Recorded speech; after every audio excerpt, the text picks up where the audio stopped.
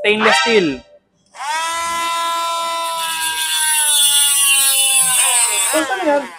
Ito yung bago nating laruan dito sa shop. Ito yung mini grinder, pero hindi mini yung power na ito. Usually kasi ito ginagamit natin, di ba? Pag magtatabas tayo, malaki, mabigat, kailangan isaksak. Limitado yung galawan natin. Mantalang ito, wala nang wiring, di battery lang siya, at sobrang powerful.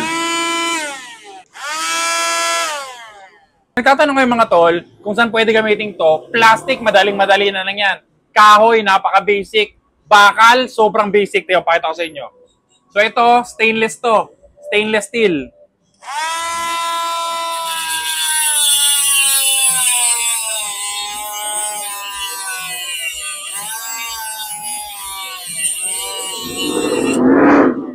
Putol na. Ganun lang ka-basic. So kung kailangan nyo mga tol ng portable na mini grinder na magagamit nyo kahit saan o madadala nyo kahit saan, click nyo na lang yung link. Alam nyo na gagawin nyo mga tol. Click nyo lang yung yellow basket. Ganda na ito.